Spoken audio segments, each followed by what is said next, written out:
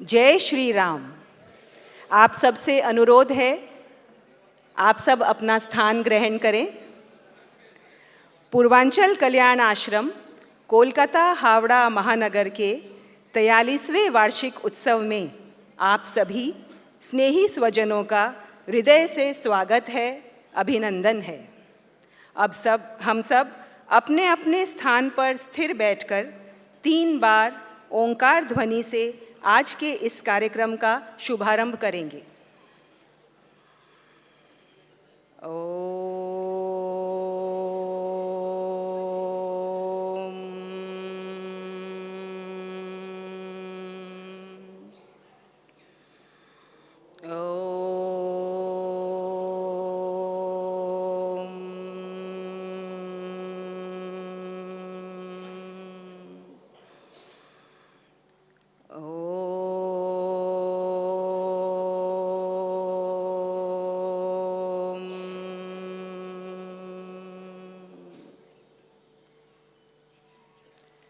आप सबसे निवेदन है कि अपने मोबाइल फ़ोन्स को निशब्द कर लें, साइलेंट मोड पे कर लें।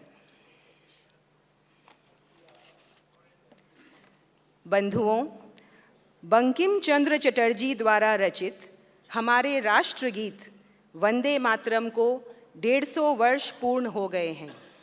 आपके समक्ष इसे प्रस्तुत करेंगे श्री देवरंजन बनर्जी।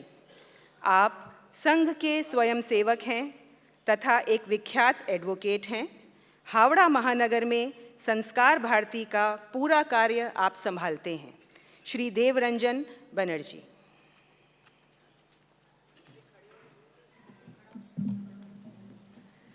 हमारे राष्ट्रगीत के सम्मान में आप सभी से आग्रह है कि अपने स्थान पर खड़े हो जाएं।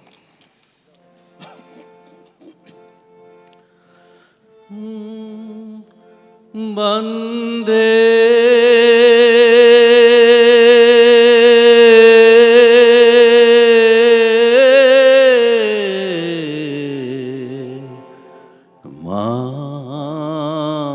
मातरम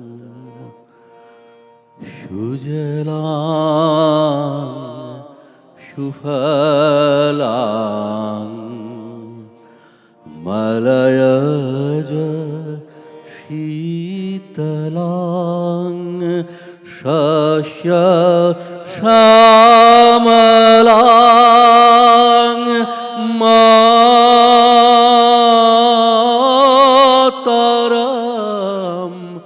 वन्दे। शुभ्रयोत्स्ना पुलकितयामिनीं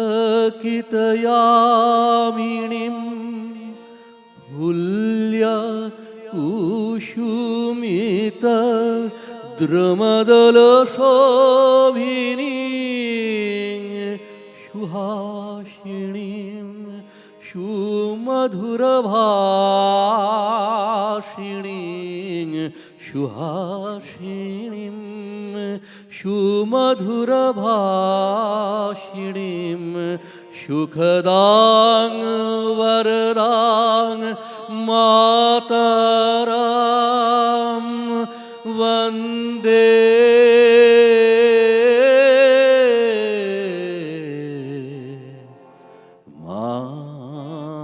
मातरं सप्तकोटिकण्ठ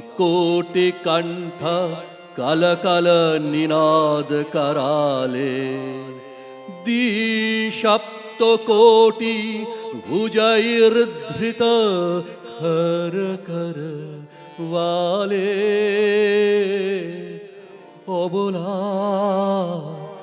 কেন মা এত বলে বহুবলধারিণী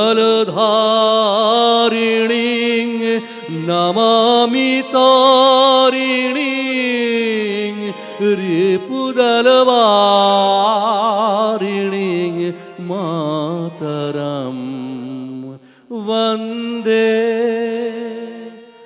তুমি বিদ্যা তুমি ধর্ম তুমি হৃদি তুমি মর্ম त्वं हि प्राणः शरीरे बाहुते तुमी मा शक्ति हृदये तुमी मा भक्ति তোমারি প্রতিমা গড়ি মন্দিরে মন্দিরে ত্বং হি দুর্গা দশ প্রহরণধারিণী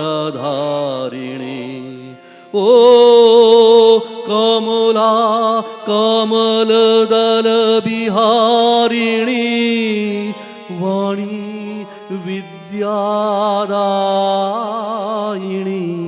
नमामि त्वं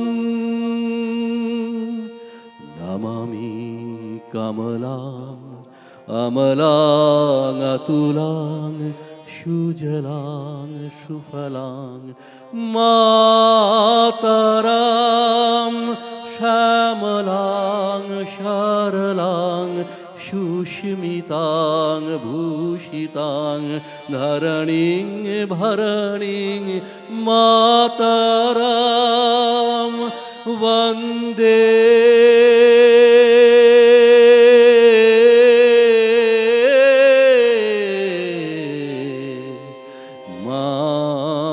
मातरं वन्दे मातरम्।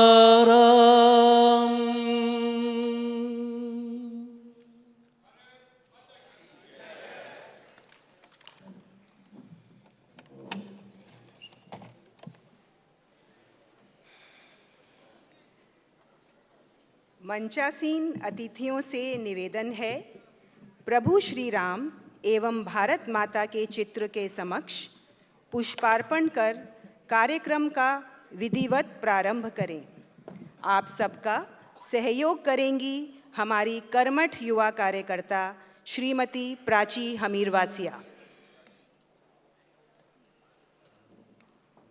राम अपनी भक्ति हैं, अनुरक्ति हैं, आदर्श हैं। राम ही हैं प्रीति, यति गति रति सुमति उत्कर्ष हैं। राम ही पहचान संस्कृति जानवी के देश की, बस चिरंतन सत्य यह है, राम भारतवर्ष है। स्वजनों, प्रभु श्री राम ने अपने जीवन के स्वर्णिम 14 वर्ष घोर वनों में वनवासियों के बीच बिताकर समरसता तथा संगठन का अनुपम संदेश दिया। वनवासी कल्याण आश्रम इसी वनवासी समाज के सर्वांगीण विकास तथा धर्म संस्कृति संरक्षण का राष्ट्रीय कार्य कर रहा है। इसी कार्य की एक छोटी किंतु महत्वपूर्ण इकाई है पूर्वांचल कल्याण आश्रम का कोलकाता हावड़ा महानगर संगठन।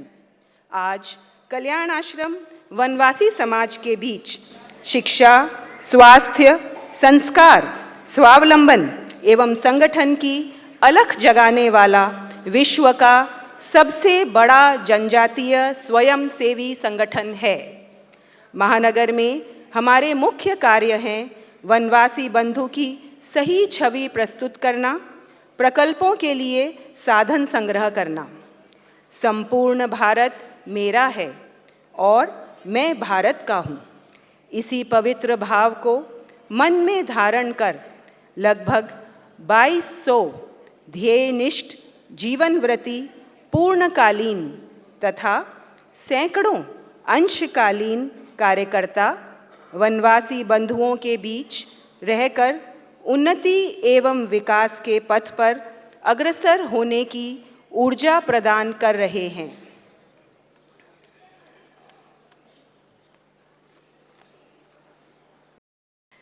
स्वजनों, हमारा परम सौभाग्य है कि हमारे आज के कार्यक्रम के अध्यक्ष सुप्रसिद्ध उद्योगपति श्री प्रमोद जी गुप्ता हैं। आपने अपनी उद्यमशील यात्रा परिवहन उद्योग से प्रारंभ की तथा पिछले 43 वर्षों में ईएफसी को बहुक्षेत्रीय औद्योगिक समूह में परिवर्तित किया। आज आप कैलकाटा गुड्स ट्रांसपोर्ट एसोसिएशन के chairman, all India motor transport congress तथा all India transport welfare association के वाइस प्रेसिडेंट के रूप में अपनी सेवाएं दे रहे हैं। आपका नवाचार पूर्ण नेतृत्व, परोपकारी स्वभाव व धार्मिक प्रवृत्ति जग जाहिर है। वर्तमान में न्यू टाउन कोलकाता में नवनिर्मित हरियाणा इंटरनेशनल एकेडमी के आप चेयरमैन हैं। आपने हमारे कार्यक्रम के लिए अपना अमूल्य समय निकाला, इसके लिए कल्याण आश्रम परिवार आपका हृदय से आभारी है।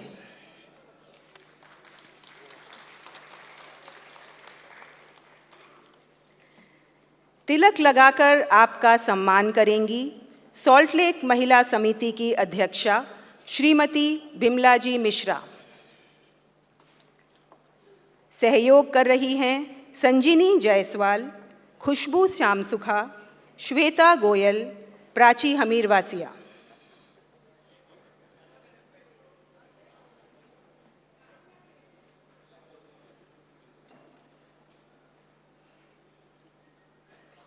हरित पल्लव प्रदान करेंगी श्रीमती आरती जी जायसवाल, कोलकाता महानगर कार्यकारिणी की सदस्य।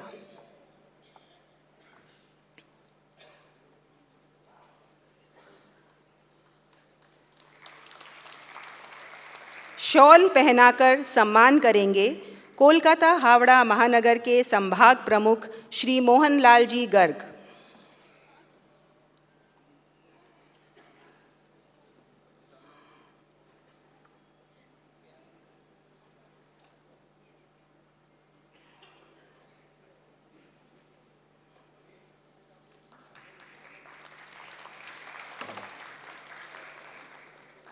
प्रतीक चिन्ह प्रदान कर रहे हैं अखिल भारतीय कोषाध्यक्ष श्री महेश जी मोदी।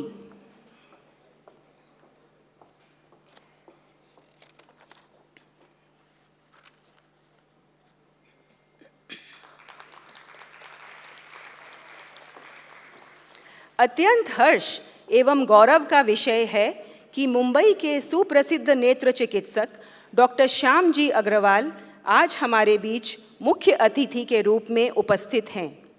बाल्यकाल से ही संघ का वातावरण मिला तो स्वतः आपके हृदय में राष्ट्र सेवा तथा समर्पण का भाव जागृत हुआ।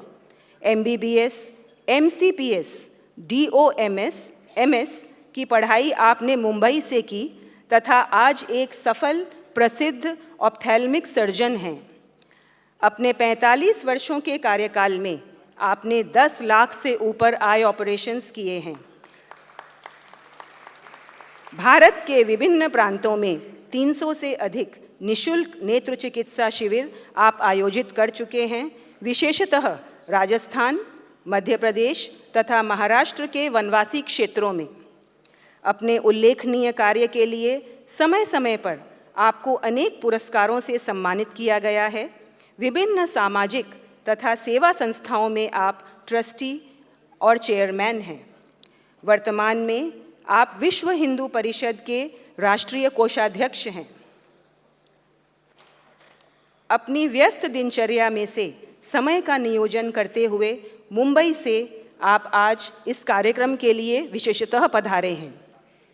कल्याण आश्रम परिवार आपका हृदय से आभारी है, अभिभूत है। तिलक लगाकर आपका सम्मान करेंगी कुमारटोली महिला समिति की अध्यक्षा श्रीमती विमला जी लाकोठिया।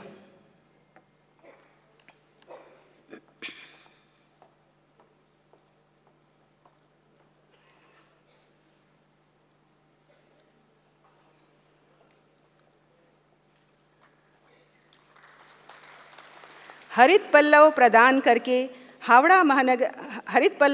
करेंगी हावड़ा महानगर की सहमंत्री श्रीमती संगीता जी असोपा।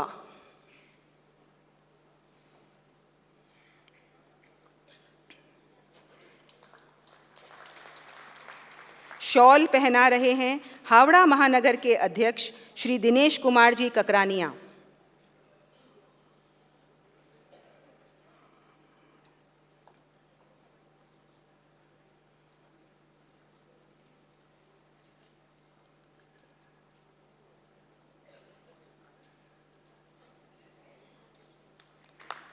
प्रतीक चिन्ह प्रदान करेंगे कोलकाता महानगर महिला अध्यक्षा श्रीमती स्नेहलता जी बैद।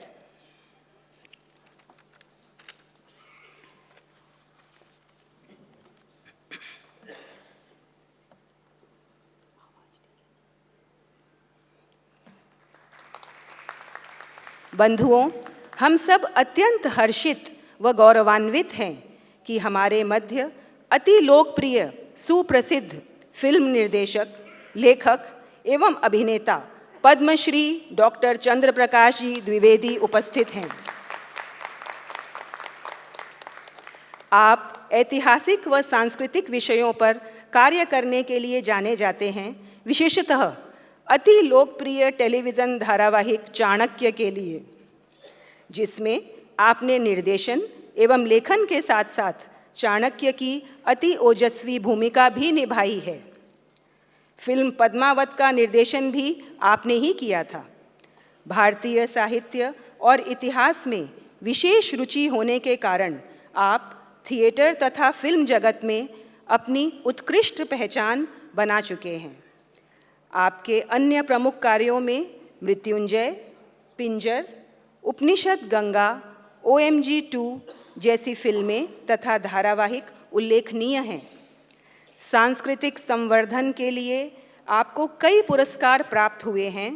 वर्ष 2022 में भारत सरकार द्वारा आपको पद्मश्री से सम्मानित किया गया।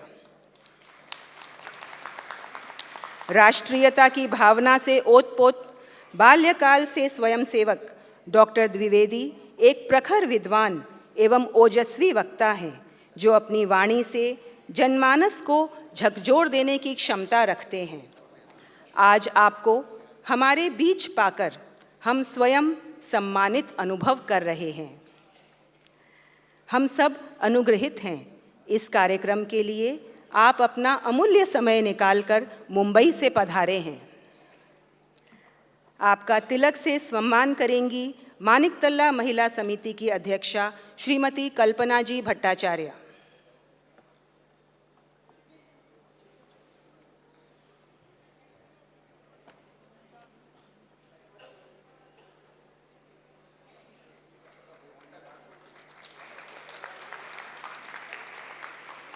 हरित पल्लव प्रदान करेंगी हावड़ा महानगर की उपाध्यक्षा श्रीमती कुसुमजी सरावगी।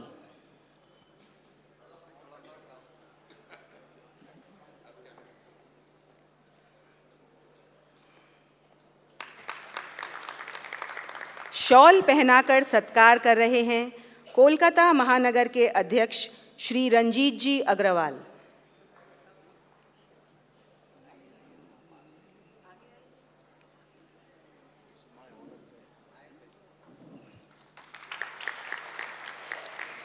प्रतीक चिन्ह प्रदान कर रहे हैं दक्षिण बंग प्रांत अध्यक्ष डॉक्टर चुनाराम जी मुर्मू।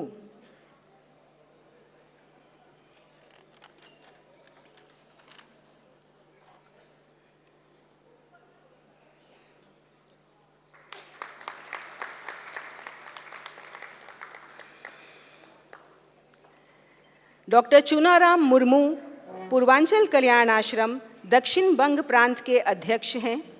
आप हमारे बेलपहाड़ी स्थित छात्रावास के पूर्व छात्र तथा MBBS की पढ़ाई आपने कोलकाता से की। वर्तमान में आप रघुनाथपुर पुरुलिया जिला में स्थित सरकारी अस्पताल में सीनियर डॉक्टर हैं। तिलक लगाकर आपका सम्मान करेंगी श्रीमती विद्या जी खेमका।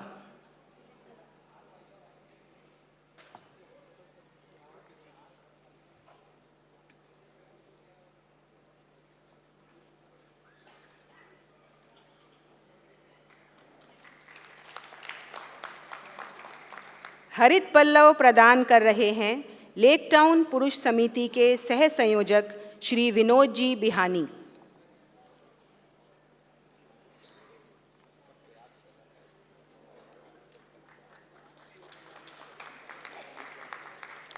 उपस्थित हैं कोलकाता हावड़ा महानगर संभाग अध्यक्ष आदरणीय श्री मोहनलाल जी गर्ग। आप बहुत ही कर्मठ वरिष्ठ कार्यकर्ता हैं तथा कई दशकों से हमारे कार्य से जुड़े हैं। मंच पर आसीन हैं कोलकाता महानगर अध्यक्ष माननीय श्री रंजीत जी अग्रवाल। आप अति विख्यात चार्टर्ड अकाउंटेंट तथा कंपनी सेक्रेटरी हैं। Institute of chartered accountants of India के आप प्रेसिडेंट रह चुके हैं।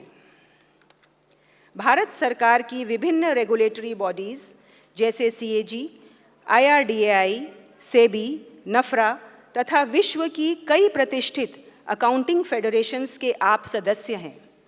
आपका स्वागत है। हावड़ा महानगर के अध्यक्ष माननीय श्री दिनेश जी ककरानिया मंच पर उपस्थित हैं। आप बहुत ही सरल, ध्येयनिष्ठ, हर कार्य के लिए सदैव तत्पर हमारे वरिष्ठ कार्यकर्ता हैं। मंच पर आसीन हैं कोलकाता महानगर महिला अध्यक्षा श्रीमती स्नेहलता जी बैग। अपने नाम के अनुरूप स्वभाव वाली हमारी स्नेह दीदी हम सब महिला कार्यकर्ताओं की आदर्श हैं। अद्भुत प्रतिभा की धनी आपकी वाणी तथा लेखनी में मानो सरस्वती विराजती है। वर्षों तक आपने कल्याण भारती का संपादन किया है।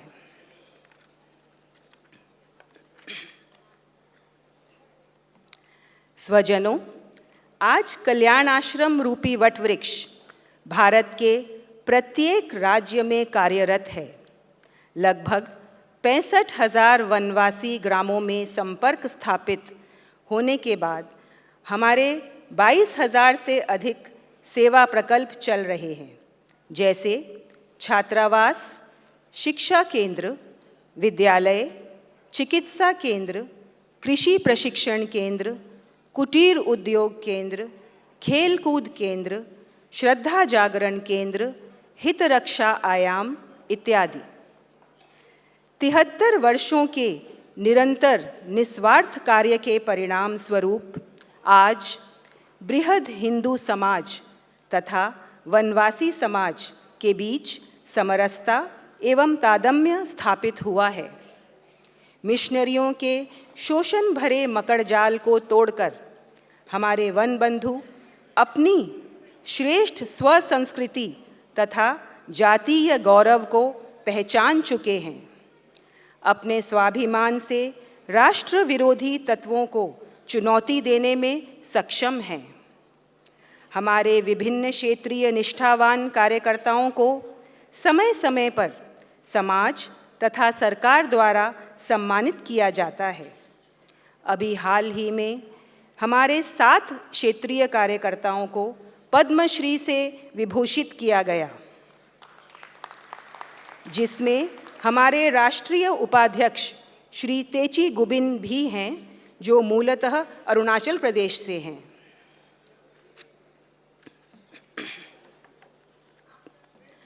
कल्याण आश्रम की विभिन्न गतिविधियों तथा कार्यकर्ताओं के उद्गार तथा विचार जनमानस तक पहुंचाने का सशक्त माध्यम है कल्याण भारती। यह कोलकाता हावड़ा महानगर द्वारा प्रकाशित त्रैमासिक पत्रिका है। मैं कार्यक्रम अध्यक्ष श्री प्रमोद जी गुप्ता से अनुरोध करती हूँ कि आपके कर कमलों द्वारा कल्याण भारती के वार्षिक विशेषांक का लोकार्पण करें।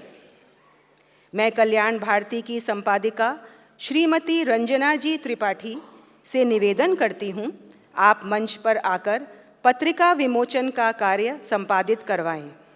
आपका सहयोग करेंगी सह संपादिका श्रीमती ताराजी माहेश्वरी एवं श्रीमती नीलिमा जी सिन्हा।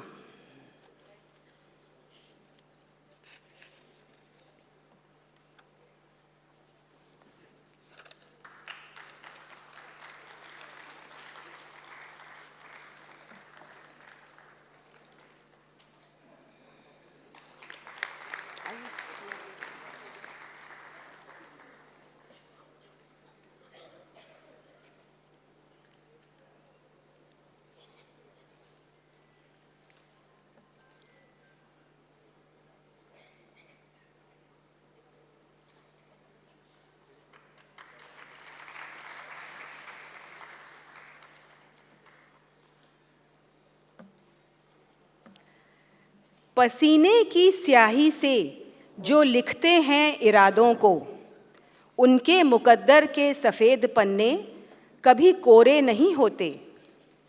ऐसे ही ओजस्वी व्यक्तित्व के धनी हैं हमारे मुख्य अतिथि माननीय डॉक्टर श्याम जी अग्रवाल। आपसे प्रार्थना करती हूँ, आप हम सब का मार्गदर्शन करें।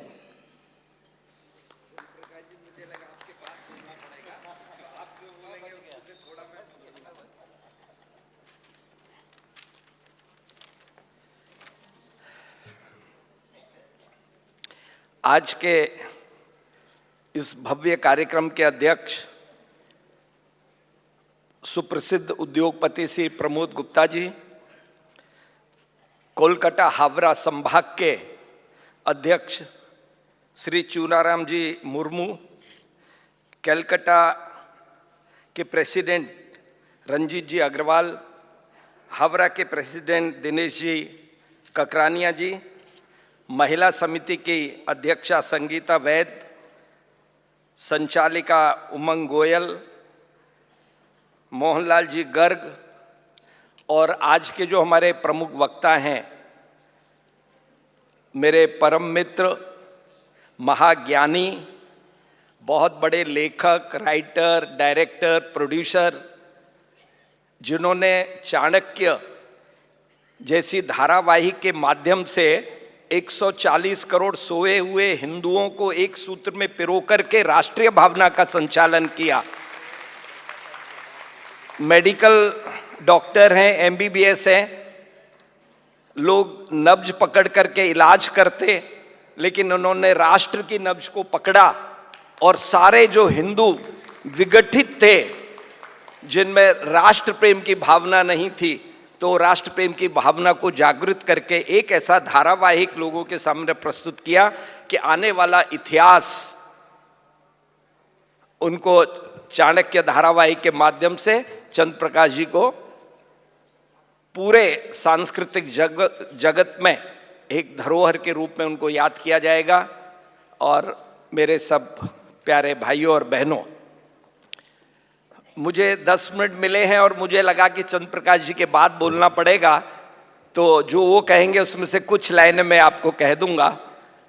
लेकिन सबसे पहले तो ये जो कार्यक्रम का संचालन हो रहा है ना, इतना सुव्यवस्थित, संगठित और अनुशासन से ओतप्रोत कार्यक्रम हमारे यहाँ मुंबई में कभी नहीं होता। जितने लोग आगे बैठे हुए हैं उतने लोग ही हमारे यहाँ मंच पे रहते हैं, लेकिन इतना अनुशासन मैंने कलकत्ता के कार्यक्रम में देखा है। पहले भी मैं कई कार्यक्रमों में आया हूं। अगर राजनीति में भी उतना अनुशासन आ जाता तो मुझे लगता है जो हमारा प्यारा सा बंगला, ये बंगाल, जो भारत की स्मृति चित्र पटल पर आज भी रविंद्रनाथ टैगोर, स्वामी विवेकानंद, इनके माध्यम से अंकित है, हम लोग कहीं खोया खोया सा महसूस करते हैं। मैं जब एमबीबीएस में पढ़ता था तो कोई ऐसी किताब नहीं थी एमबीबीएस एमएस में जो बंगाल के, कलकत्ता के डॉक्टरों के द्वारा न लिखी गई हो। लेकिन पिछले 35-40 सालों में जो ह्रास हुआ है यहाँ की संस्कृति का, यहाँ के, तो उसको देख करके बहुत दुख होता है। बनवासी कल्याण आश्रम ये राष्ट्रीय स्वयंसेवक संघ का एक उपक्रम है। राष्ट्रीय स्वयंसेवक संघ 1925 में डॉक्टर हेडगेवार के द्वारा आजादी की लड़ाई में बहुत सक्रिय थे डॉक्टर हेडगेवार, लेकिन वो विचारक थे, सोचते थे आजादी तो मिल जाएगी, लेकिन इस आजादी को अक्षुण्ण रखने के लिए जब तक लोगों के अंदर चरित्र का निर्माण नहीं होगा, चारित्र्यवान लोग नहीं होंगे, तो उस आजादी को अक्षुण्ण बनाए रखना पॉसिबल नहीं होगा। तो इसलिए उन्होंने 1925 में 4-5 स्वयंसेवकों को लेकर के नागपुर में राष्ट्रीय स्वयंसेवक संघ की स्थापना हुई। जैसे जैसे जरूरत महसूस होती गई, हमारा ट्राइबल बनवासी क्षेत्र, जिसमें आसाम, मेघालय, त्रिपुरा, सिक्किम, अरुणाचल, मेघालय, ये सारे 7 प्रांत आ जाते हैं, झारखंड आ जाता है, छत्तीसगढ़ आ जाता है, उड़ीसा आ जाता है, गुजरात का डांग आ जाता है, हर प्रांत में बनवासी क्षेत्र था।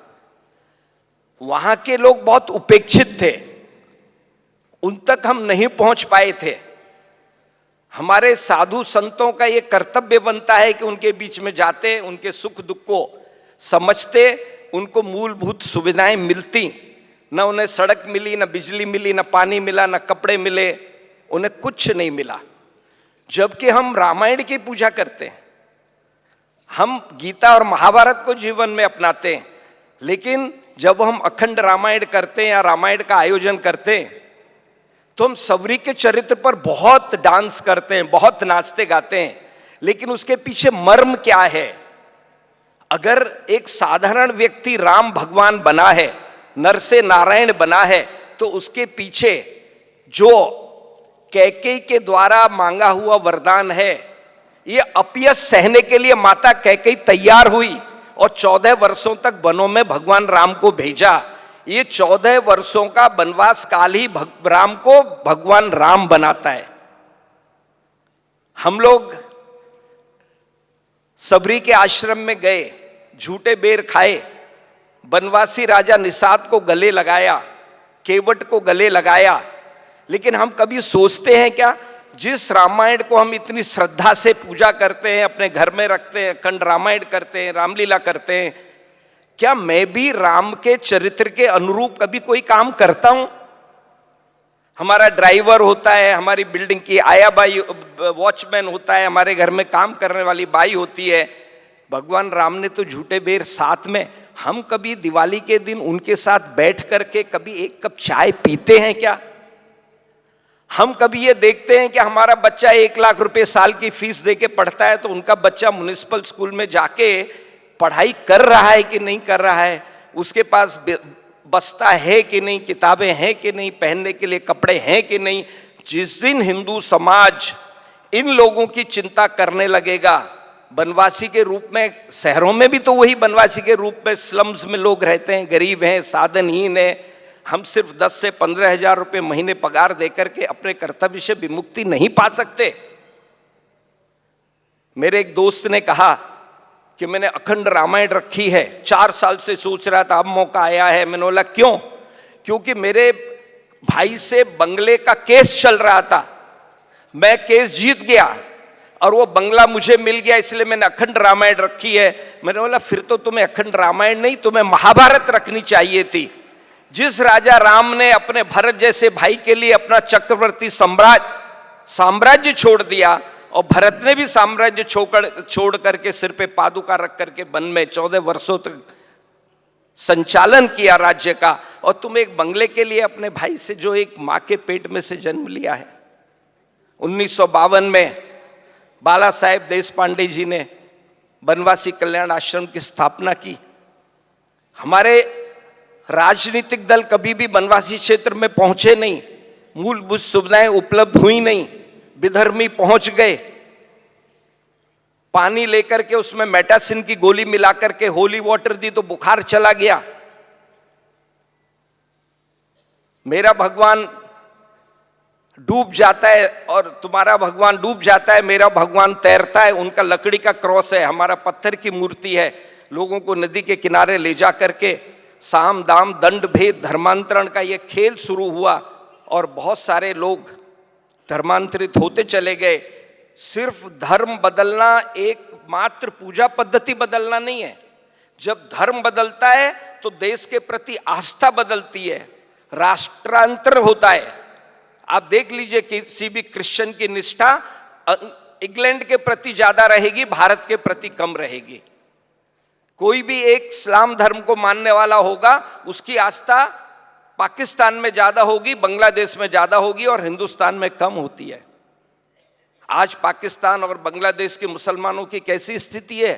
2 समय खाना भी नहीं मिल रहा। और हमारे यहाँ ये जो हमारे अपने भाई हैं, हमारा अपना खून है, हमारा डीएनए एक है। पहले ये सब हिंदू थे, धर्मांतरित हुए, कोई ईरान, इराक, कजाकिस्तान से नहीं आया। आज वो हमारी ही व्यवस्था के अगेंस्ट खड़ा होकर के हमारे लिए ही, सनातन के लिए एक बहुत बड़ी चुनौती बने हुए हैं। आज वनवासी कल्याण आश्रम चिकित्सा के माध्यम से, शिक्षा के माध्यम से, छात्रावासों के माध्यम से, उनके यहाँ सड़कें बनवा करके, बिजली उपलब्ध करा के, उनकी सारी आवश्यकताओं को पूरा करने का काम वनवासी कल्याण आश्रम करता है। और बनवासी कल्याण आश्रम का कितना, मैं 2-3 उदाहरण देख करके अपनी बात समाप्त करूंगा। मैं बनवासी कल्याण आश्रम के अधिकतर कार्यक्रमों में जाता हूं। रायपुर में 3 दिन का अधिवेशन हुआ था बनवासी कल्याण आश्रम का।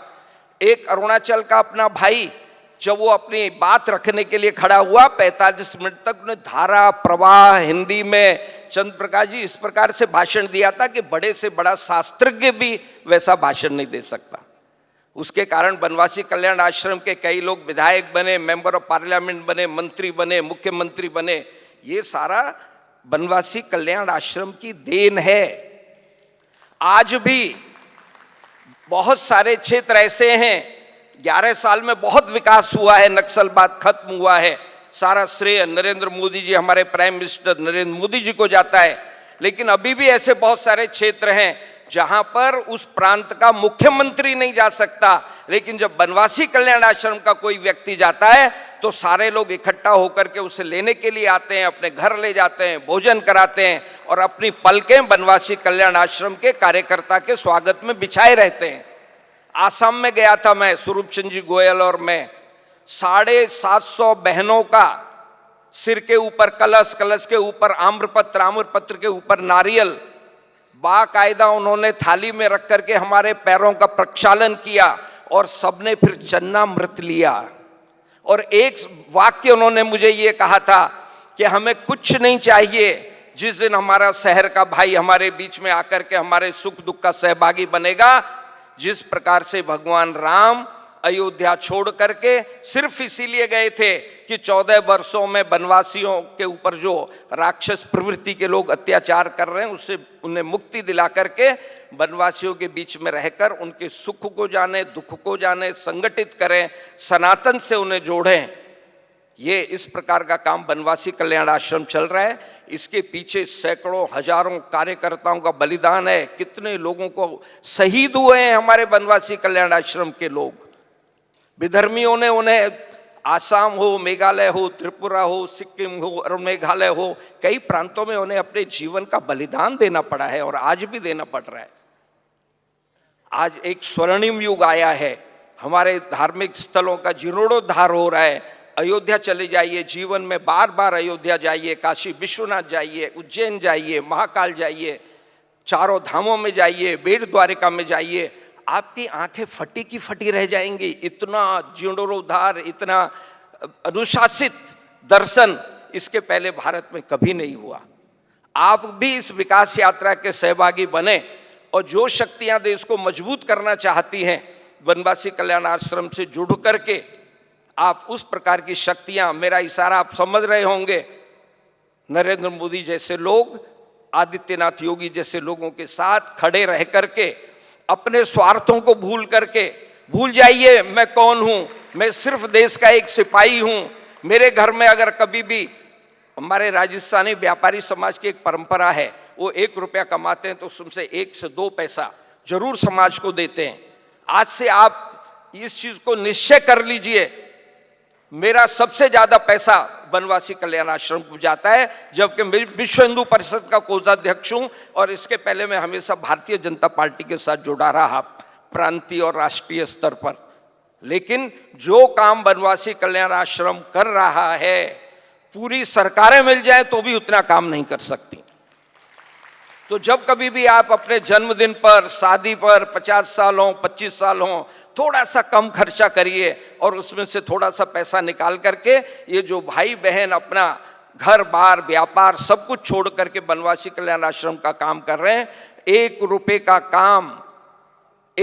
का काम 10 पैसे में करने वाले ये बनवासी कल्याण आश्रम के लोग हैं। और निकल जाइए कभी 5-6 दिन, ये यात्रा ले जाते हैं। मैं उड़ीसा में गया, कई सब प्रांतों में गया हूं और जब भी हमारी बस पहुंचती थी तो बनवासी लोग कोई ना कुछ उपहार लेकर के आते थे और जब हम उन्हें कुछ देना चाहते थे तो कहते थे अतिथि देवो भव, हम अतिथियों से कभी पैसा नहीं लेते। मेघालय में एक परिवार में 7 बहनें थी, हम लोग भोजन कर रहे थे, भोजन के बाद हमने 5,000 रुपया देना चाहिए, उन्होंने 1 रुपया नहीं लिया। उन्होंने कहा अतिथि देवो भव, हम कभी अतिथियों से पैसा नहीं लेते, आप हमारे बीच में आए तो हमें लग रहा है जैसे प्रभु राम हमारे घर आए हैं। ये उनकी भावना है। शहरवासी ग्रामवासियों के बीच में जाएं, वनवासियों के बीच में जाएं, उनके साथ बैठें, उनके साथ भोजन करें। जो नहीं जा सकते वो अपनी आया बाई को, अपने ड्राइवर को, अपने वॉचमैन को, अपने यहाँ काम करने वाले लोगों के साथ भोजन करें। तो मुझे लगता है एक सक्षम हाथ एक अक्षम हाथ को पकड़ लेगा। तो जो नरेंद्र मोदी ने कोरोना काल में कहा था, ये सशक्त भारतीय एक निःशक्त भारतीय का हाथ पकड़ ले, तो ये सामाजिक समरसता, जाति पाति का बंधन तोड़ करके हिंदू समाज को एक होना है। न कोई सूत्र है, न कोई क्षत्रिय है, न कोई ब्राह्मण है, न कोई बनिया है। हम सब एक हैं, सनातनी हैं, और एक रहेंगे तो सेफ रहेंगे। बटेंगे तो कटेंगे, कटना है तो बटिए, और एक रहना है, संगठित रहना है, सुरक्षित रहना है, तो जाति पाति का बंधन तोड़ करके एक हो जाइए। इन्हीं शब्दों के साथ मैं बंगाल की सिकाई का हृदय से बहुत बहुत धन्यवाद देता हूं। भाई साहब भगवान सहाय जी का धन्यवाद देता हूं कि मुझे आपके दर्शन करने का मौका मिला। आने में थोड़ा ये तो हो रहा था, 3 घंटे का रास्ता है, लेकिन आने के बाद जो इतना व्यवस्थित और अनुशासन से युक्त मैंने कार्यक्रम देखा, तो और मेरे मित्र चंद्र प्रकाश द्विवेदी मेरे साथ थे, इनके साथ कोई रहे तो 3 घंटे तो क्या, काल भी संक्षिप्त रूप में आकर के छोटा हो जाता है। तो ऐसे युग पुरुष जैसे व्यक्ति चंद्र प्रकाश जी मेरे साथ आए, बहुत बहुत धन्यवाद।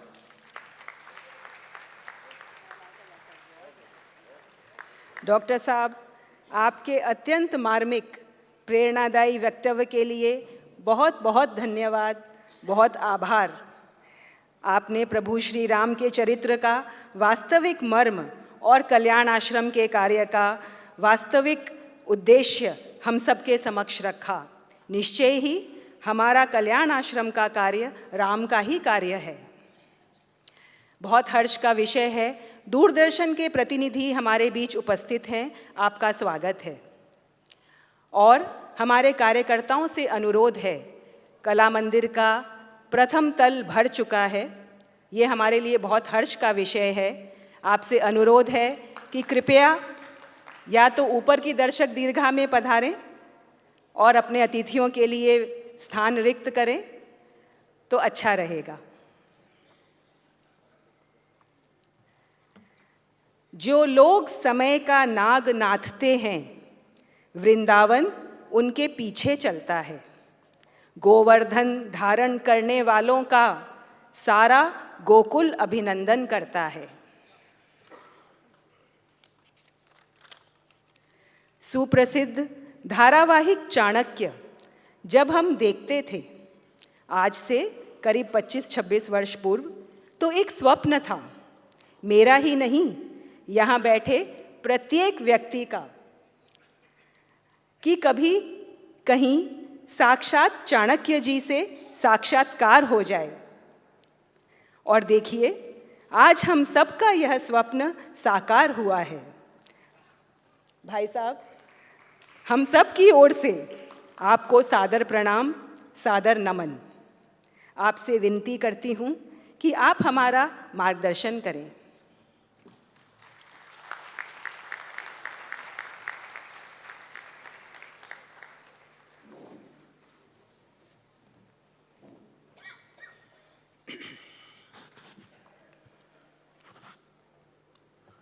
नमस्ते भारत। मंच पर विराजमान प्रमोद गुप्ता जी,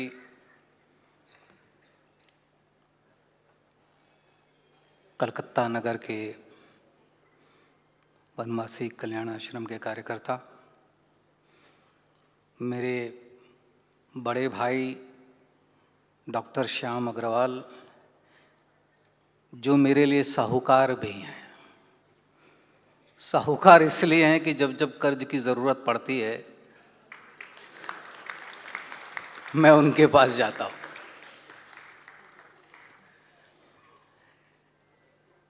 डॉक्टर श्याम ने कहा कि उनको ऐसा लगता था कि मेरे वक्तव्य के बाद उनको अवसर मिलेगा, और मैं ये सोच रहा हूँ कि डॉक्टर श्याम ने तो वो सब कुछ कह दिया जो मैं कह सकता था, लेकिन चूंकि अभी समय दिया गया है तो इसका सदुपयोग करना चाहिए। मैं सीधे संवाद करता हूं लोगों से, इसलिए मैं आप लोगों में से जानना चाहूंगा कि कितने लोगों को मोक्ष चाहिए। हाथ ऊपर करेंगे जरा।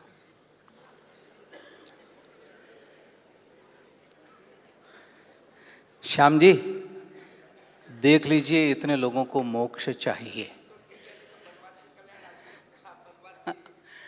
पर क्या आपको मोक्ष मिलेगा? ये कभी प्रश्न किया है? और मैं ये प्रश्न आपसे क्यों कर रहा हूं?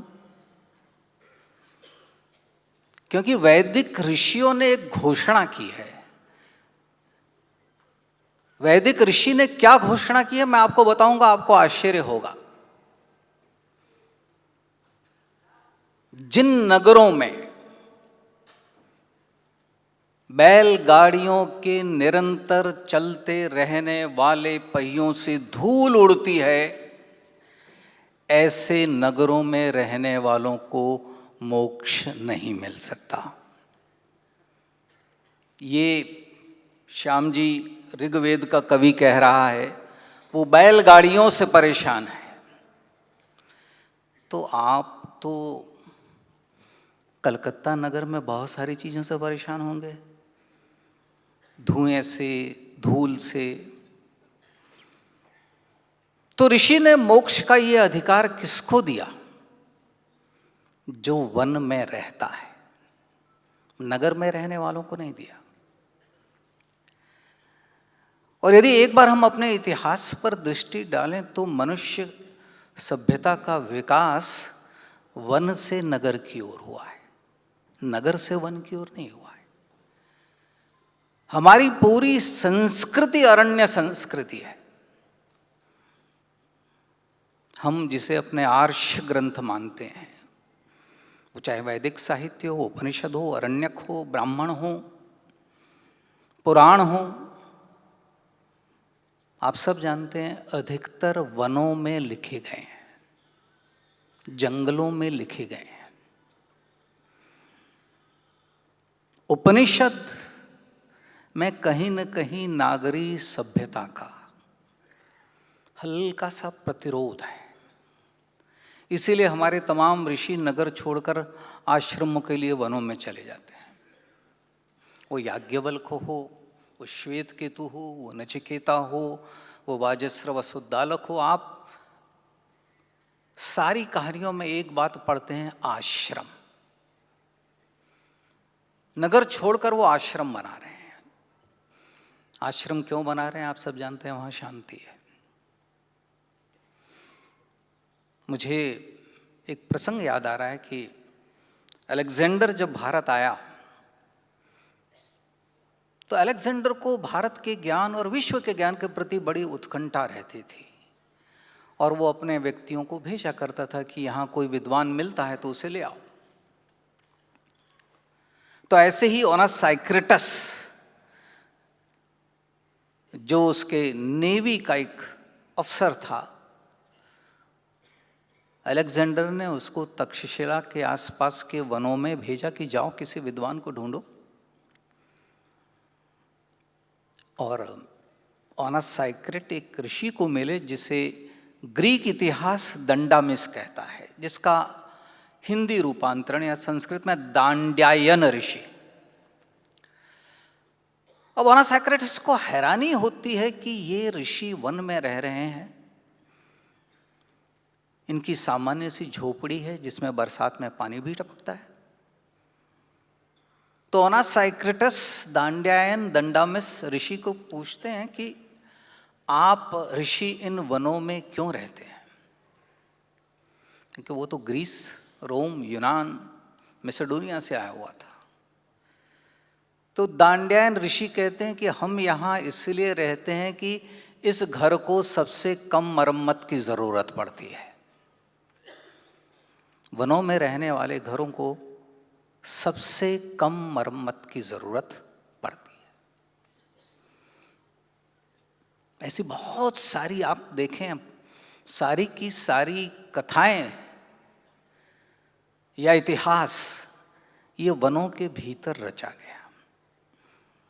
जैसा श्याम भाई ने कहा कि यदि राम वन नहीं जाते तो क्या हमें राम मिलते?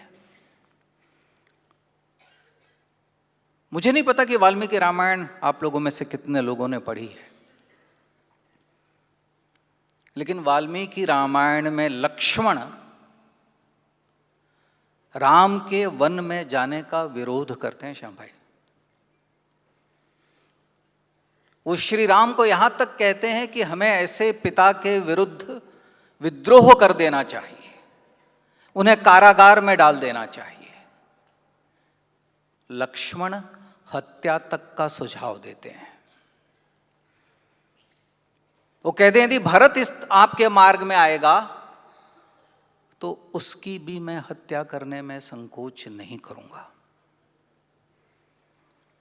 अगर छोटे भाई लक्ष्मण की ये बात राम ने मान ली होती तो क्या हमें मर्यादा पुरुषोत्तम राम मिलते? इसका दूसरा अर्थ यह होता है कि राम ने वन में जाना स्वयं तय किया था। हम कहते हैं प्रजातंत्र प्रजातंत्र प्रजातंत्र। श्याम जी, यदि उस समय अयोध्या में चुनाव हो जाता तो राम के विरुद्ध शायद 2 ही मत गिरते, एक मंथरा का और एक कैकेयी का। बहुमत तो उनके साथ था, लेकिन उन्होंने एक मत जो उनसे असहमत है उसका भी सम्मान किया। मजेदार बात एक और है, जहां सीता जी स्वयं कहती हैं कि मैं वन में जाना चाहती हूं। बहुत पहले मैंने इसकी कल्पना की है और मुझे ये कहा भी गया है कि एक समय ऐसा आएगा जब आप वन में जाएंगे।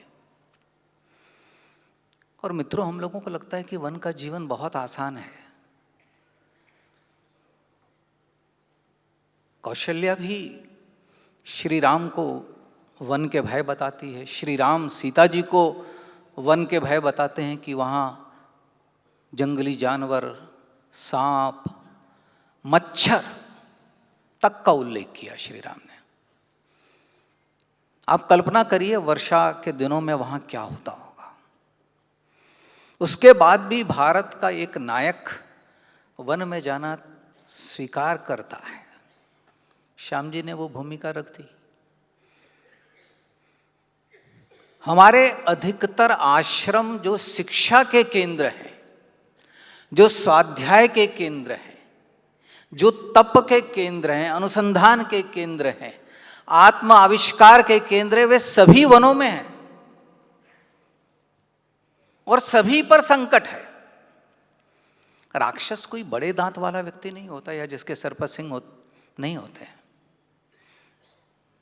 राक्षस जो वैदिक धर्म को या धर्म को नहीं मानता है, ऋत को नहीं मानता है, और जो ऐसे वो चाहे ज्ञान की उपासना हो, वो अध्यात्म की उपासना हो, सत्य की उपासना, उसमें जो भी विघ्न डालता है उसे रोकना, उसे रोकने का दायित्व एक शासक का होता है। उस अधिकार से राम वन में जाते हैं। और आपने पढ़ा होगा वाल्मीकि रामायण में ये संख्या 14,000 बताई गई है। 14,000 राक्षसों का अंत हुआ। वनवासियों की हम कल्पना जिस तरह से करते हैं वो एक समाज है। गुह कैसे आ जाते हैं? श्री राम गंगा पार करना चाहते हैं श्रृंगवेरपुर में, निषाद राज उनके लिए नौका प्रस्तुत करते हैं। यानी इससे ये समझ में आता है कि नौका परिवहन, नौका से आना जाना ये वनवासियों के हाथ में था। और इसीलिए गोस्वामी जी ने बड़ा सुंदर उस पर प्रसंग लिखा है कि जब पारिश्रमिक देने की बात आती है, श्री राम को अपने केश में, अपनी जटाओं में बरगद के जड़ों का दूध लगाना है, वो गुह से मांगते हैं। हमने कभी कल्पना नहीं की कि पूरी वो एक व्यवस्था है। भारद्वाज ऋषि के आश्रम में भरत जाते हैं और आपने देखा होगा तमाम वस्तुओं का वहाँ उल्लेख है जो भारद्वाज ऋषि भरत और उसकी सेना के लिए प्रस्तुत करते हैं। अभी ये सारी चीजें कहाँ से आई? वाल्मीकि ने लिखा है कि कई प्रकार के अन्न, कई प्रकार के फल, कई प्रकार के मधु, ये सब उन्होंने भरत की सेना के लिए प्रस्तुत किए। ये वनवासियों से ही आए। और एक वनवासी की मैं आपको याद दिलाता हूं। हम हिंदू आत्मविस्मृत बहुत जल्दी हो जाते हैं, अपने अतीत को बहुत जल्दी भूल जाते हैं। शकुंतला, कण्व ऋषि, शकुंतला और दुष्यंत का पुत्र भरत, जिसके नाम से हम अपने आप को भारत कहते हैं, वह भी ऋषि संस्कृति, वन की संस्कृति का हिस्सा है। और हमको लगता है कि वनवासी है यानी वो अनपढ़ है, गंवार है, उसके पास भाषा नहीं है, उसके पास संस्कार नहीं है। तो मित्रों, एक वनवासी इस देश के हर घर में पूजा जाता है, जिसका नाम है हनुमान। हनुमान जब पहली बार श्री राम से मिलते हैं, हमने कथा सुनी है कि वो ब्राह्मण के वेश में मिलते हैं सुग्रीव के आदेश से, और लक्ष्मण को संदेह होता है। लक्ष्मण को संदेह ये होता है कि इस घोर वन में कोई व्यक्ति इतनी अच्छी संस्कृत, जिसे व्याकरण का ज्ञान है, कैसे हो सकता है। वाल्मीकि ने हमारे लिए पहले रेखांकित किया कि श्री हनुमान जी को व्याकरण का ज्ञान है। उनकी वाणी में जो मधुरता है, उससे यह अनुमान लगाया जा सकता है कि इस व्यक्ति को सामवेद का भी ज्ञान है। जिस प्रकार से इसने अपनी बातों को प्रस्तुत किया है, उससे ये समझ में आता है कि इसने वेदों का भी अध्ययन किया है। अब मुझे ये बताइए कि जिस हनुमान जी को हमने सिर्फ पूंछ के साथ देखा, उस हनुमान जी के बारे में वाल्मीकि क्या लिखते हैं? हम लोग कई बार उस कथा के प्रवाह में बह जाते हैं और इतिहास को नहीं देखते। वाल्मीकि का कहना यही है, यह वन संस्कृति, यह वन सभ्यता, इसमें भी शिक्षा है। और जैसा डॉक्टर श्याम कह रहे थे कि मित्र सुग्रीव और श्री राम मित्र हैं, सेवक और स्वामी नहीं है। मित्रता का धर्म अग्नि को साक्षी रखकर दोनों ने स्वीकार किया और दोनों ने उस धर्म का निर्वाह किया। हनुमान जी जैसा साथी, हनुमान जी जैसा सेवक, यदि कोई श्रेष्ठ उदाहरण देना हो, नल के बारे में हम सब बात करते हैं, जिन्होंने सेतु बनाया, वो भी वनवासी। जटायु वनवासी। कई लोगों को ऐसी कल्पना है कि जटायु पक्षी है, मैं स्वीकार करता हूं, लेकिन मैं एक इतिहास के विद्यार्थी की दृष्टि से यह भी मानता हूं कि जटायु एक जाति है। ऐसा इसलिए कि वाल्मीकि रामायण ये भी कहती है कि जब जब राम और लक्ष्मण वन में फलों को ढूंढने जाते हैं, तब तब जटायु सीता जी की रक्षा करते हैं। वो उसी प्रसंग में नहीं मिले हैं। उसी प्रकार से आप पूरे रामायण को देखिए तो आपको ऐसे बहुत सारे प्रसंग मिलेंगे। श्याम भाई ने शबरी के बारे में बात की, मातंग ऋषि के बारे में बात की, हमारे कोहली जी ने श्री राम को लेकर श्रृंखलाबद्ध उपन्यास लिखे, और उस उपन्यास को लिखने के पीछे उनका तात्पर्य यही था कि जो व्यक्ति 14 वर्ष वनवास में रहा हो, वो कितने हजारों वनवासियों के संपर्क में आया होगा, और कैसे सन्यासियों ने, वनवासियों ने, आश्रमवासियों ने नगर के श्री राम को बहुत सारे जीवन के मंत्र दिए होंगे।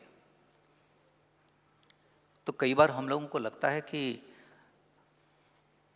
हमारे प्रयत्न वनवासियों का जीवन बदलेंगे। श्याम भाई, मैं उल्टा कहता हूं, हमें वनवासियों से उनका ज्ञान, उनका कृतित्व, उनकी सभ्यता, उनकी संस्कृति को नागरीय संस्कृति में लाना है। हमें सुसंस्कृत होना है। वनों की रक्षा, पेड़ों की रक्षा, नदियों की रक्षा, नदियों का पानी साफ रहे, ये सारे उपक्रम उन लोगों ने किए। आपको मैं याद दिला दूं कि तपस्वी श्री राम के लिए जो आदेश था कि वो जमीन पर गिरे हुए फल ही उठाएंगे, तोड़ने का उनको अधिकार नहीं था। ऐसा कठोर व्रत श्री राम का, तो ये फल कहाँ से आते हैं, ये कंदमूल कहाँ से आते हैं? 3 बार स्नान का व्रत है उनका तपस्वी के नाते। मुझे लगता है भविष्य में हम लोगों को कथा से बाहर आकर थोड़ा सा इतिहास को देखना है, और न सिर्फ राम के जीवन में वनवासियों ने क्या परिवर्तन लाया है, बल्कि हमारी पूरी सभ्यता और संस्कृति में उनका जो योगदान है। हम 1857 के गदर की बात करते हैं, स्वतंत्रता आंदोलन की बात करते हैं श्याम भाई, लेकिन सच्चाई है उसके पहले वनवासियों ने विद्रोह अंग्रेजों के विरुद्ध कर दिया है, स्वराज्य की आवाज उठा दी है। हम बिरसा मुंडा को देखें, भगवान बिरसा मुंडा, एक वन में रहने वाला व्यक्ति, जब उसको समझ में आता है कि इंग्लिश एजुकेशन के बदले में उससे उसका सत्व छीन लिया जाएगा, वह अंग्रेजों के विरुद्ध खड़ा होता है, पूरे समाज को संगठित करता है, और आज हम उस क्रांतिकारी को भगवान के नाम से संबोधित करते हैं। यहाँ बहुत सारे ऐसे दधीची समाज के लोग रहे होंगे। दधीची भी वन में ही रहते थे। एक थोड़ी सी मज़ेदार बात बता दूं, मैं पढ़ रहा था कि दधीची ने अपनी हड्डियों का दान देना कैसे तय कर दिया। तो जब इंद्र उनके पास जाते हैं और कहते हैं कि मुझे आपकी हड्डियां चाहिए, तो दधीची ने पहले मना किया है श्याम भाई कि मैं अपनी हड्डी आपके लिए क्यों दे दूं। फिर सारे ऋषि उनको समझाते हैं कि आपके इन हड्डियों के देने से समाज की संस्कृति की रक्षा होगी, तब उन्होंने अपने हड्डियों का दान देना तय किया है। ये चित्र जो मेरे सामने बर्बरीक का है, मुझे लगता है ये हमारी सभ्यता का परिचय है कि जब जब हमें नगरों की रक्षा करनी पड़ी है, नगरवासियों की रक्षा करनी पड़ी है, तब तब हमने बलिदान किससे मांगा है? वनवासियों से मांगा है। वो चाहे दधीची हो, चाहे वो बर्बरीक हो, चाहे वो एकलव्य हो।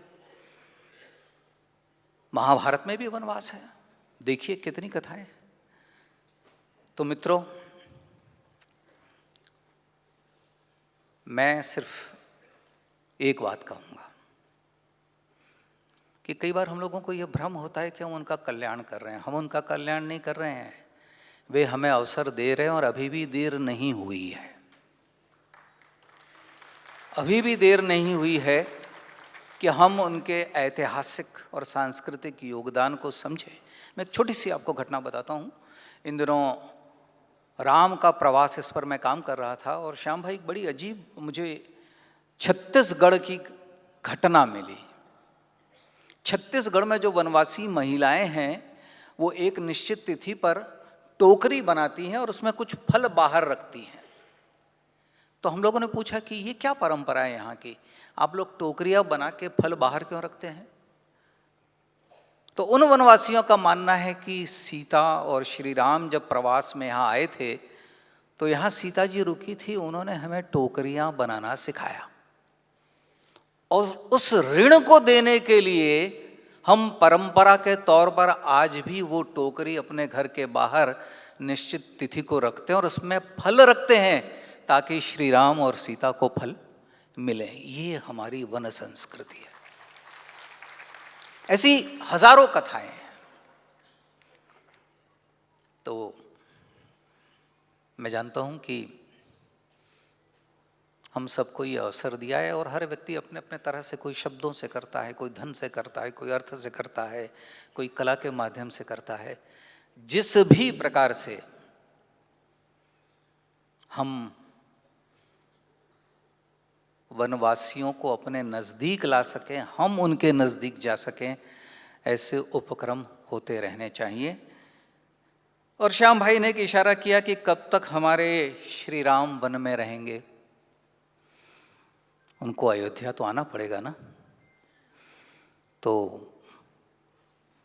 राम राज्य अयोध्या में तब आएगा जब राम आएंगे,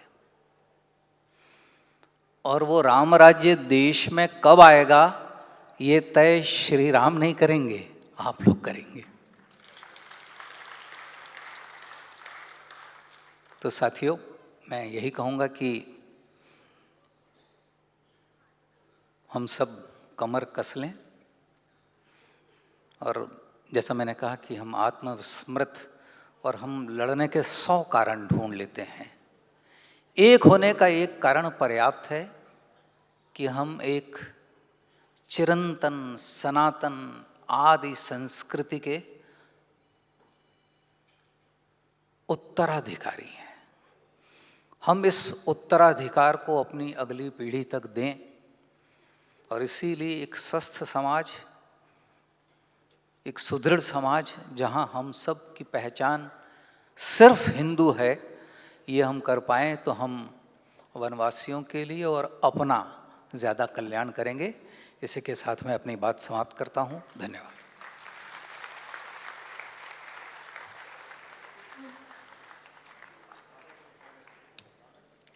धन्यवाद भाई साहब, आपके ओजस्वी, ज्ञानवर्धक, शिक्षाप्रद, अत्यंत मार्मिक मार्गदर्शन के लिए बहुत धन्यवाद। सचमुच भारत की संस्कृति अरण्य संस्कृति है। वनों में ही हमारे महान ऋषि मुनि निवास करते थे। महान ग्रंथों की, वेदों की रचना वनों में ही हुई है। अब हमारे आज के कार्यक्रम अध्यक्ष श्री प्रमोद जी गुप्ता से निवेदन है कि अपने आशीर्वचन से हमें अनुग्रहित करें।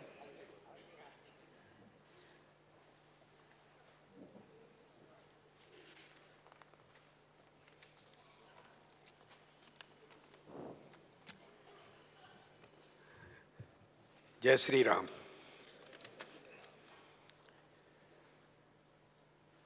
मंच पर विराजमान आज के मुख्य वक्ता डॉक्टर चंद्र प्रकाश द्विवेदी जी, मुख्य अतिथि बड़े भाई श्री श्याम अग्रवाल जी, दक्षिण बंग के अध्यक्ष डॉक्टर चूनाराम मुर्मू जी, कोलकाता हावड़ा संभाग अध्यक्ष मोहनलाल गर्ग जी, कोलकाता महानगर अध्यक्ष रंजीत अग्रवाल जी, हावड़ा महानगर अध्यक्ष दिलीप ककरानिया जी,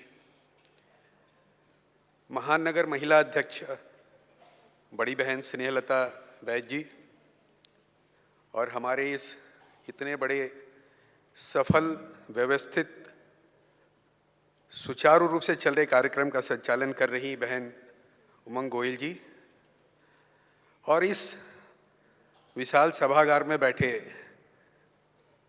सभी वनवासी प्रेमी बंधुगण, सभी श्रद्धेय और श्रोताविंद, सबको मेरा नमस्कार। बहुत कम होता है कि जैसे इतने बड़े कला मंदिर के सभागार को आप इस प्रकार देखें कि नीचे और ऊपर दोनों भर गया, उसके बाद भी लोग खड़े हैं।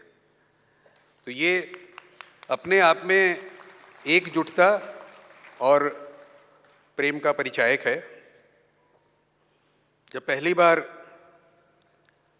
बहन इंदु नथानी जी का फ़ोन आया मेरे पास में कि प्रमोद जी कार्यक्रम में आना है, तो मैंने कहा ठीक है भाई, जरूर आ जाएंगे। फिर उन्होंने कहा नहीं, अध्यक्ष के रूप में, तो मुझे भी थोड़ा सा भय होने लगा, और वो भय यहाँ आके ज़्यादा हो गया कि 2 डॉक्टरों के बीच में एक मरीज को बैठा दिया गया। एक हमारे नेत्र चिकित्सक जो हमारी भौतिक आंखों का इलाज करते हैं, मैंने यही सोचा था, लेकिन आज तो ये देखा कि एक भौतिक के साथ आध्यात्मिक के डॉक्टर द्विवेदी हैं, लेकिन पता चला कि दोनों ही कुशल मेडिकल डॉक्टर भी और आध्यात्म में भी उतने ही पारंगत। मैं अपने आप को बहुत भाग्यशाली समझ रहा हूँ, आज के दिन मुझे यहाँ पे जो आयोजन में आने का मौका मिला, इनके साथ बैठने का, आप लोगों के साथ बैठने का मौका मिला। 43वां वर्ष हमारे इस पूर्वांचल कल्याण आश्रम का जो मुझे पता चला, तो ये दिखाता है कि भाई मैं मानता हूँ कि तन मन और धन तीनों की जरूरत है किसी भी संस्था या सामाजिक संस्था को आगे बढ़ाने के लिए।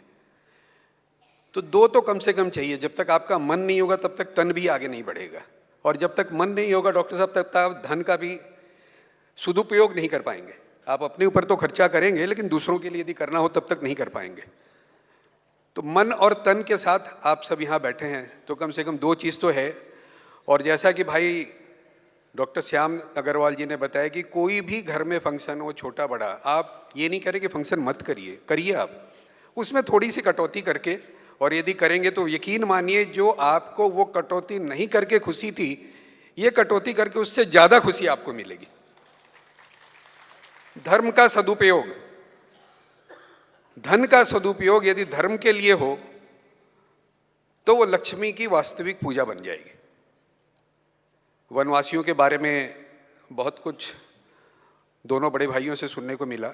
मैंने किसी एक बहुत बड़े संत से सुना था कि हमारे हिंदू धर्म में सबसे ज़्यादा पूजनीय में यदि हैं तो भगवान शंकर, महादेव और हनुमान जी। हनुमान जी के बारे में लोग कहते हैं बंदर, नहीं, वानर। वानर क्या मतलब? वन नर। मुझे जहाँ तक याद आ रहा है, आचार्य गुरु गोविंद देव जी महाराज ने बताया था कि हनुमान जी वो बंदर नहीं थे, वन नर थे। वन में ही उन्होंने श्री राम जी का सुग्रीव जी के कहने पे मिलन करवाया और वो आगे बढ़ाया। और जो वास्तव में तुलसीदास जी ने भी एक चौपाई में जब वो हनुमान जी लंका दहन करते हैं तो उस समय जब भी देखते हैं भी ऐसा कौन कर सकता है, तो वहाँ लोगों ने कहा, सुंदरकांड में लिखा है कि हम जो कहा यह कपि नहीं होई, बानर रूप धरे सुर कोई। तो कहते हैं कि भाई ये कोई बंदर तो नहीं हो सकता जिसने इसने पूरी लंका जला दी इतनी विशाल। ये वास्तव में कोई न कोई देव ही है जो वानर रूप को धारण करके आया हुआ है। तो हर जगह ये आता है कि भगवान श्री राम को 14 साल का वनवास मिला, बट मेरी नज़र में यदि मैं देखूं तो मैं ये कहता हूं कि that was a secret operation. That was secret operation कि आज भी आप देखिए कि यदि आपको कोई परमाणु बम बनाते हैं तो बहुत सीक्रेटली उसको बना के उसका परीक्षण करते हैं। तो बहुत सारे अस्त्र शस्त्र ऐसे थे जो गुरु विश्वामित्र के आश्रम में उनको नहीं मिल पाए या नहीं सिखा पाए, तो अगस्त मुनि के आश्रम में उन लोगों को उन शस्त्रों की शिक्षा ग्रहण करनी थी जो पब्लिकली और ओपनली नहीं हो सकती थी। कथा तो इतनी तक आती है कि डॉक्टर साहब ने कहा कि यदि उस समय यदि डेमोक्रेसी के हिसाब से, तो मैं ये मानता हूँ डॉक्टर साहब यदि वोट पड़ते तो माता कैकेयी का वोट तो सीक्रेटली यदि जाता तो भगवान राम को ही पड़ता। एकमात्र मंथरा के रूप में मेरे को एक डाउट है, क्योंकि माँ कैकेयी को तो तैयार किया गया था कि ये इस चीज का दोष कौन अपने सर पे ले सकता है। तो उन्होंने सहर्ष से स्वीकार किया कि यदि इस कारण से वनवासियों का कल्याण हो, और यहाँ तक भी पढ़ा है कि जब शूर्पणखा के बाद उसने बताया कि खर दूषण का वध जब हो गया तो रावण को यह आभास हो गया कि भगवान आ चुके हैं, कि खर दूषण रावण के बराबर ही शक्तिशाली थे। तब उसने सोचा कि मैं इस काल में तो इतनी पूजा कर चुका हूँ और भगवान राम ने भी जब ये कहा कि भी माता सीता के बताया कि रावण का वध कैसे करे, अभी तक उसने मेरे खिलाफ तो कुछ किया ही नहीं है।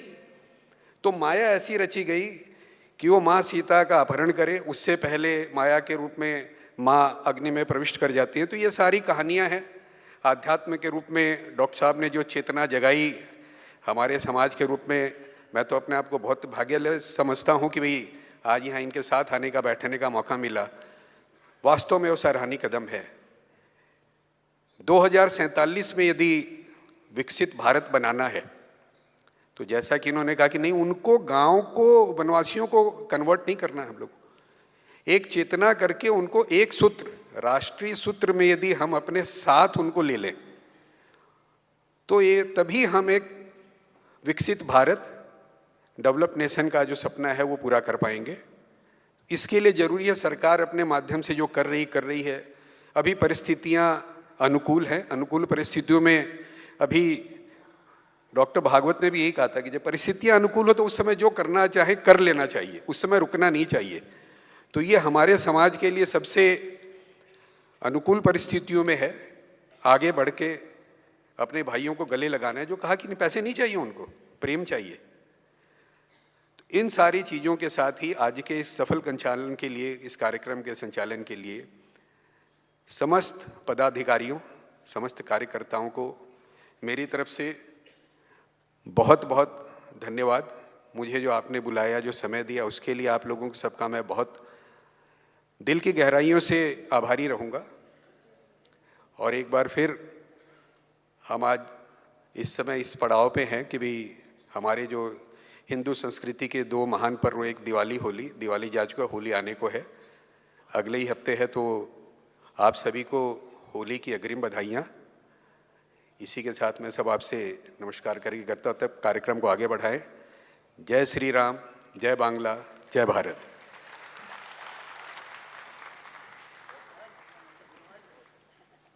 बहुत बहुत धन्यवाद भाई साहब।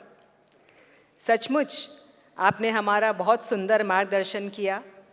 धन के सदुपयोग से ही लक्ष्मी की वास्तविक पूजा होती है और निश्चय ही हमारे भारत देश का विकास हम सब का दायित्व है। बहुत धन्यवाद आप सभी विशिष्ट अतिथियों का। बंधुओं, कल्याण आश्रम का कार्य एक वैचारिक क्रांति है। कार्य विशाल है, चुनौतियां अनेक हैं, परंतु हमारा निश्चय भी अडिग है। बस आप सभी स्नेही स्वजनों का सहयोग चाहिए। तन मन धन सबसे आप हमारा सहयोग करें, यही हमारी विनती है। विश्व गुरु बनेगा भारत, गूंजेगा वेदों का गान, सत्य सनातन संस्कृति का भूतल पर होगा सम्मान। यहाँ पधारे दर्शक दीगा में बैठे आप सभी श्रोतागणों का हृदय से आभार है, धन्यवाद है। आज के इस कार्यक्रम को सफल बनाने में पूरे संगठन की शक्ति लगती है। हर उस व्यक्ति का धन्यवाद है जिसका सहयोग किसी भी रूप में हमें प्राप्त हुआ है।